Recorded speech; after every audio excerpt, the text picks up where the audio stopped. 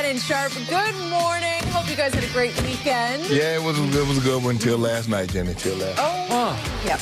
I remind you, just 7 days ago that we were celebrating Tom Brady's seventh Super Bowl. You ain't done with that. That's old news. No, it's new news. No, we're going to talk about it today. Did you rewatch the game, Skip? Yeah. You said you were going Loved to. it. I can't believe And you know what?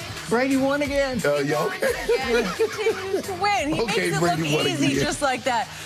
Shannon, I'm sorry you had a good weekend up until last night. We do have to address the situation with the Lakers because their 7-game win streak was snapped last night in Denver. But really a scary moment came late in the first half when Anthony Davis aggravated an Achilles injury and did not return. The initial diagnosis was a right Achilles strain, but the team says he will get an MRI this morning. AD sounded optimistic after the game, but added, quote, "I don't want to mess around with this type of injury." So, Shannon, how concerned should the Lakers be? How concerned are you? Skip, they should be very concerned because, like you said, it's one of those injuries that you don't want to fool around with. And AD's had this lingering problem over the last couple of weeks. Skip, remember, he missed like 2 or 3 games. They rested him, and he said yesterday was the best he felt dealing with this injury in a very long time. And then, Skip, I think it's just something that he's going to have to deal with because he might play a game. And you look at the game that he had against Memphis, he looked absolutely fine. And then he had a misstep last night, and it re-aggravated. Now, I don't know how many people have ever dealt with tendinosis. They call this tendinosis. But my senior year in college, Skip, I had Achilles tendonitis.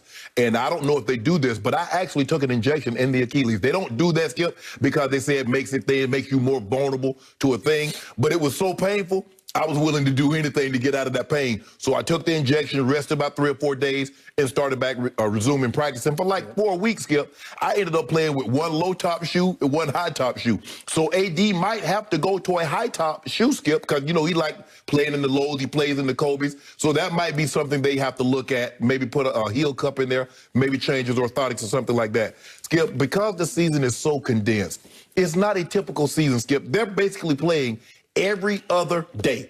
You might, on a good week, get 2 days off in between games, but that's it. You're basically playing Sunday, you're playing Tuesday, you're playing Thursday, you're playing Sunday again. So you've been getting 3-4 games in every single week, so there's really not a whole lot of time. But AD, if I'm the Lakers, I'm done with AD. I'm not letting AD play for a good solid 3 weeks. 3 weeks? 3 weeks. Skip, it might not even be until after the All-Star game. And I'm just going to say, bro, hey, you got to do what you got to do, bro. They'll insert Kuzma into the starting lineup, who's been playing really, really well, Skip. He's embraced his role. He's like, look, I'm coming off the bench. Yep. The shots that I would get had AD not been here, and I'm second to LeBron, I'm not getting those shots. Yep. You see him crash the board, Skip. He's playing defense. He's doing an unbelievable job. Yep. And he plays better in the starting lineup than he does as a reserve. But it hurts your bench because he's the guy that also gives you points off the bench when LeBron would go to the bench. So for me, Skip, I'm giving AD some time off. But I'm afraid, even with the time off, Skip, he's going to be stepping on pins and needles for the rest of the season because one wrong step and it could flare up again. And so that's the problem that you have dealing with these lower leg extremity injuries is that the one misstep, like I said, he looked great against Memphis. And then all he did, he was driving to the basket last night and he pulls up. So I'm afraid that's where, and it's hard. And I understand because the West is difficult this year, Skip. Utah looks really good. The Clippers are playing really well, even without Kawhi and Paul George. These teams are coming. You saw Denver, what they're capable of. So Don't sleep on Phoenix. As I say, I'm sleeping on everybody. Look, I'm not sleeping on anybody. Yep. Long as I got GOAT, I'm fine. Okay, you got the GOAT, but maybe all that you have according to you. Okay, I am obviously not a doctor, but I have known so many doctors. I know so many now. I have interviewed so many doctors. I stay in touch with so many doctors that I do feel like I can play a doctor on TV, and I'm about to play one right now.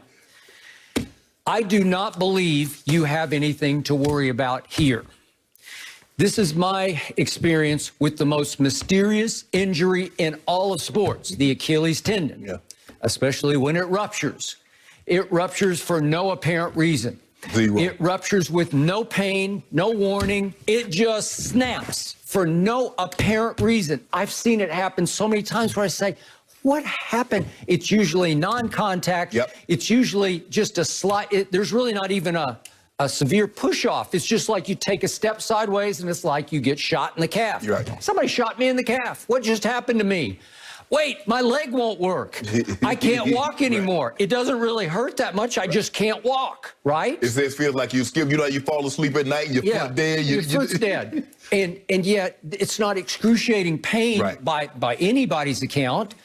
You're just done for a year. Right. Because you have to, it rolls up like a window shade all the way up to your knee, the back of your knee. Yep. And the doctor has to go in quickly and find it before it atrophies and pull it back down and reattach it down at your heel. Yeah. It is called the Achilles heel for a reason, because Achilles, back in Greek mythology, he had one big weakness. Yep. It was his heel. Yep. And that thing, that tendon, it's essential to the ability to move forward. Yes. Okay.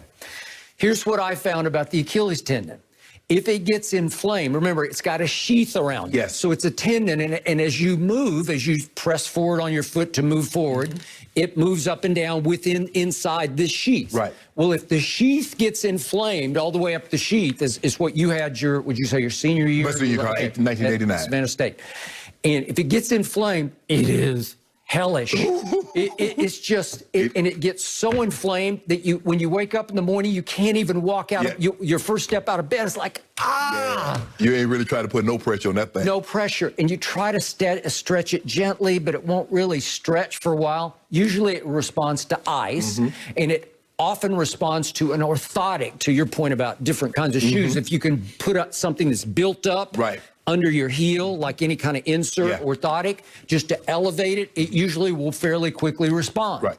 But in my experience, and I could be wrong about this, I almost tweeted about it last night, and then I thought, I don't want to jinx him. I don't know, because this could be that 1 in a million one. But usually when you're fighting either tendonitis, or now they're calling it tendinosis. Tendonitis is just severe inflammation. Tendinosis, you've got some degeneration within the tendon.